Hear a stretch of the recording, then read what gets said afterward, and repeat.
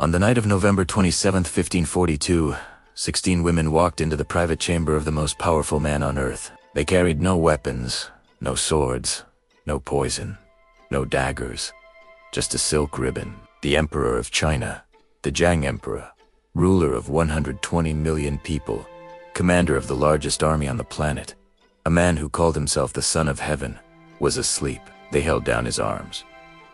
They stuffed cloth into his mouth, and one woman, a palace maid named Jiajing, looped the silk ribbon around his throat and pulled. His body convulsed. His face changed color. Then he stopped moving. For approximately 2 minutes, the Emperor of China was either dead or dying, and 16 women with no military training, no political allies, and no escape plan had done what no general in the empire had managed. Then the knot jammed. The ribbon wouldn't tighten further. Panic set in. One woman ran to the Empress and confessed everything. Guards arrived within minutes. The Emperor was revived. And what happened next to those 16 women and to their families, their villages, and everyone connected to their bloodlines became one of the most documented mass punishments in imperial Chinese history. But here's what makes this story different from every other assassination attempt you've heard. These women knew they would die. They knew their families would die. They knew there was almost no chance of success, and they did it anyway.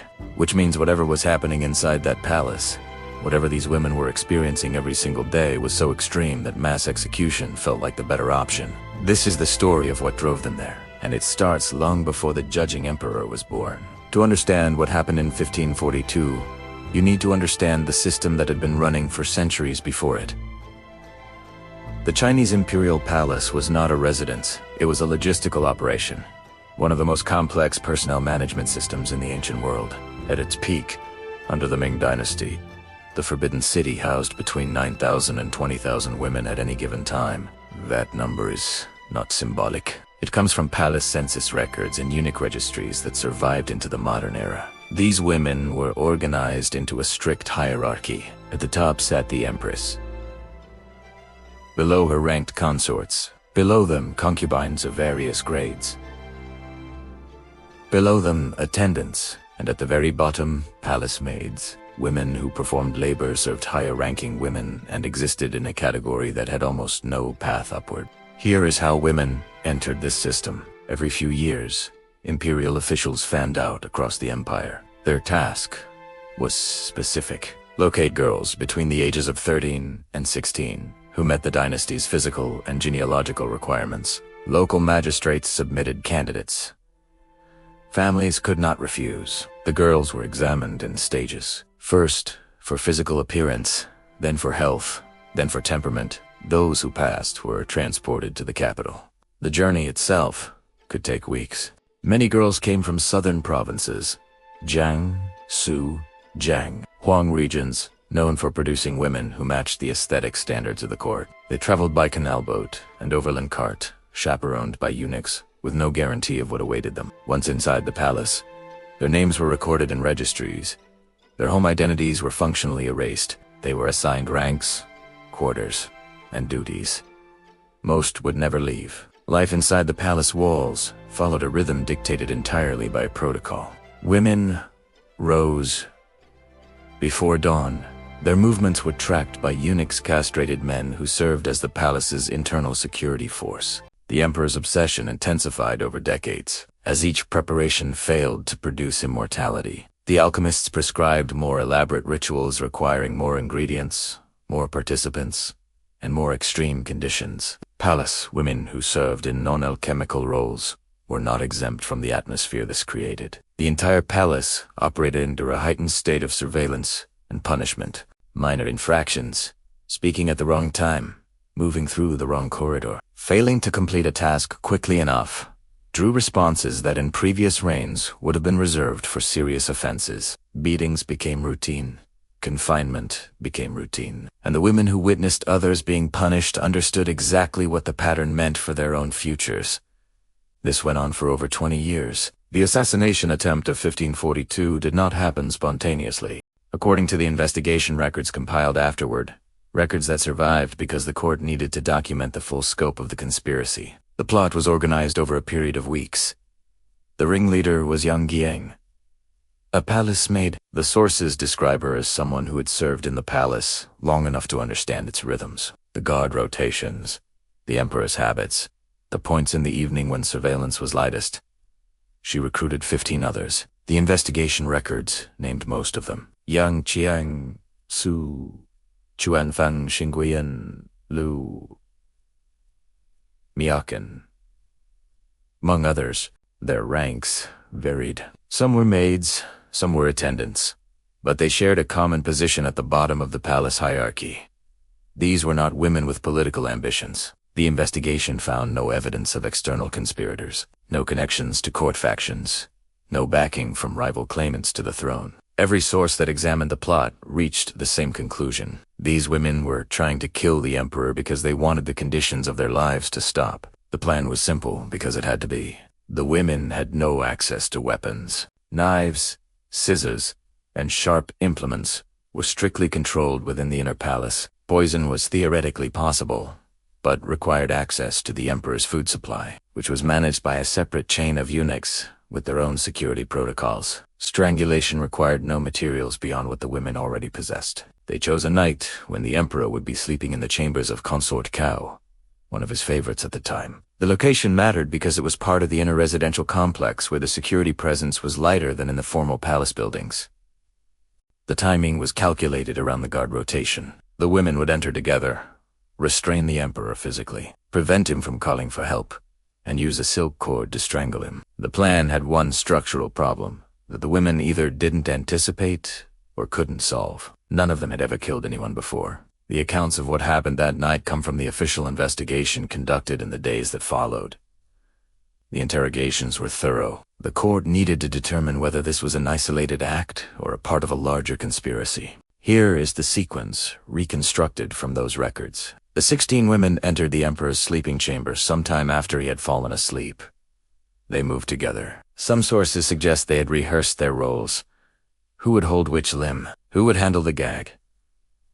Who would apply the cord? Several women pinned the emperor's body to the bed. Others forced cloth into his mouth to muffle any sound. Young Jinying placed the silk ribbon around his neck and began pulling. The emperor fought despite being restrained by multiple people. He was not immediately subdued. The struggle caused enough noise and movement that the women had to continuously adjust their positions. At some point during the strangulation, the emperor lost consciousness. His body went still. Then the mechanical failure. The knot in the silk ribbon, whether tied incorrectly beforehand or displaced during the struggle, jammed.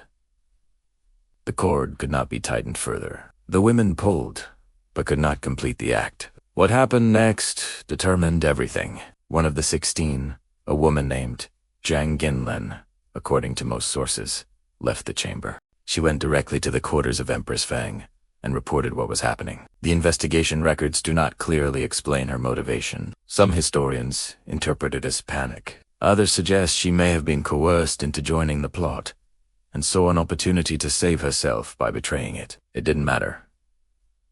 Empress Fang dispatched guards immediately. They reached the chamber while the other women were still inside, still struggling with the cord. The emperor was found unconscious, but breathing. Court physicians were summoned. After several hours of treatment, he regained consciousness.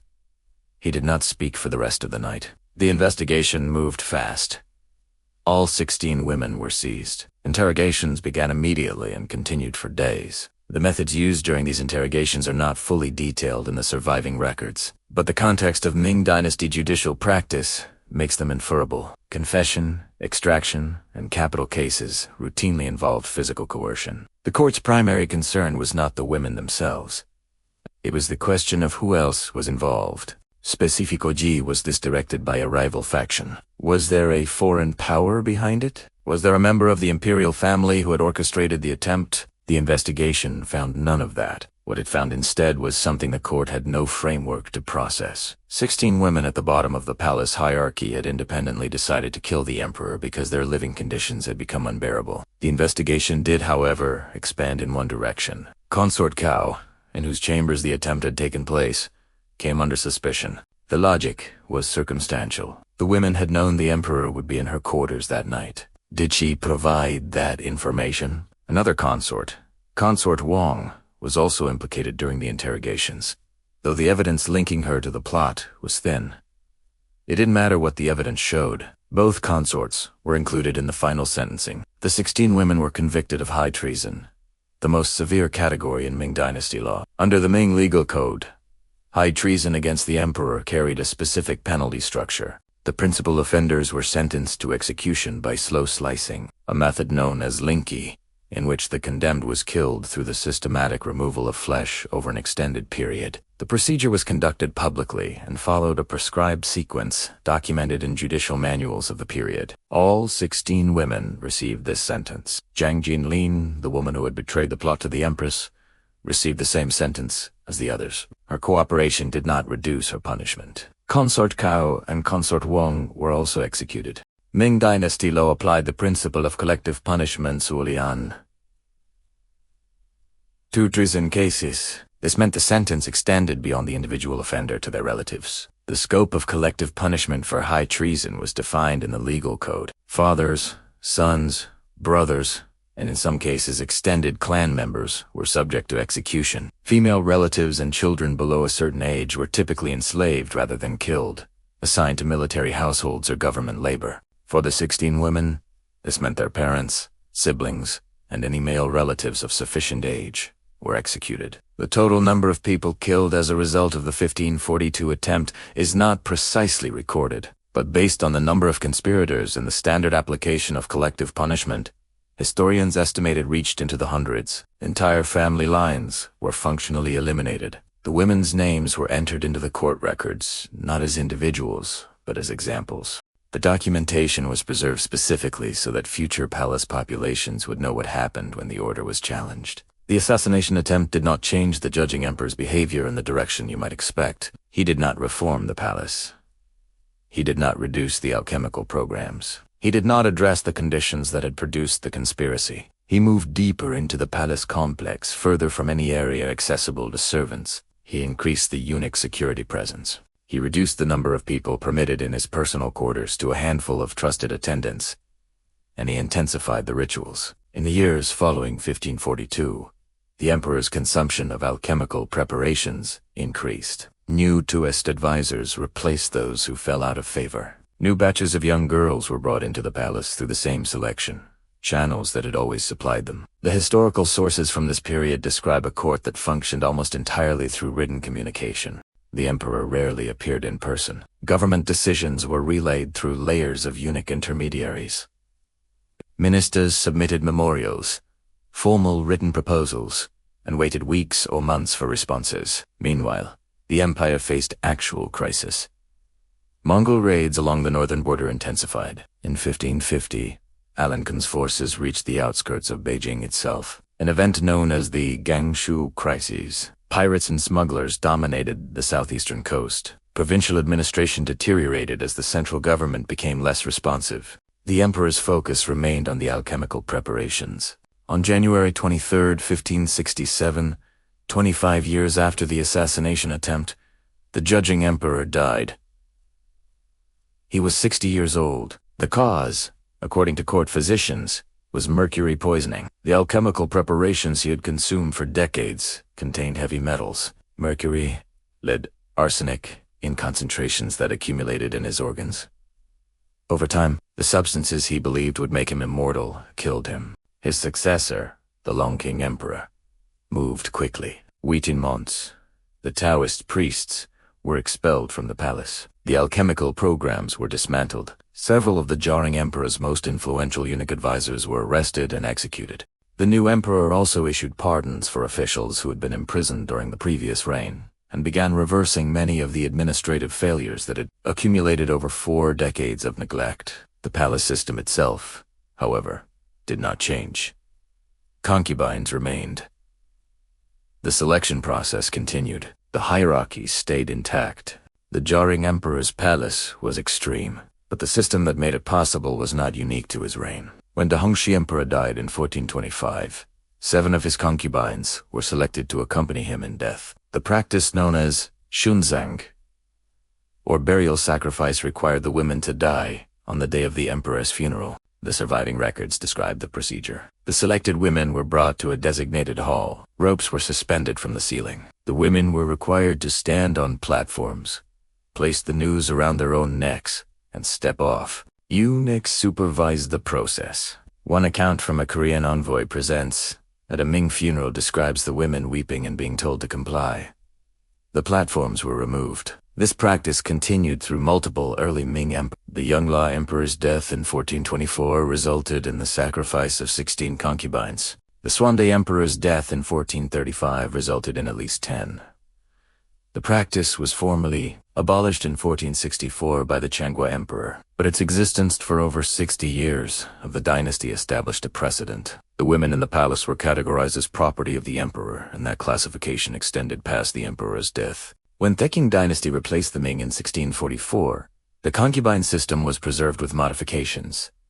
The selection process continued. The hierarchy continued. The confinement continued. Under the Qing, women who had served one emperor were often relocated to a separate palace compound after his death, a place called the Palace of Tranquil Longevity. They lived there in isolation for the rest of their lives.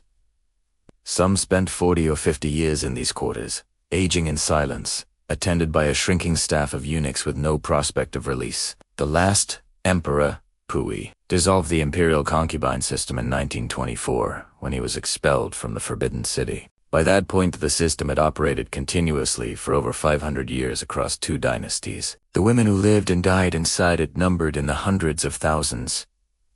Most of their names were never recorded. The 16 women who tried to kill the Jiajing Emperor failed. Their families were destroyed. Their names appear only in the investigation documents that condemned them. The palace system that produced their desperation continued operating for another 4 centuries, but the attempt itself was recorded. It survived in the official Ming histories, in the court records, in the memorials, written by officials who referenced it for decades afterward. It survived because the court could not explain it away. 16 women with no weapons, no allies, and no escape route chose to act, knowing exactly what the consequences would be.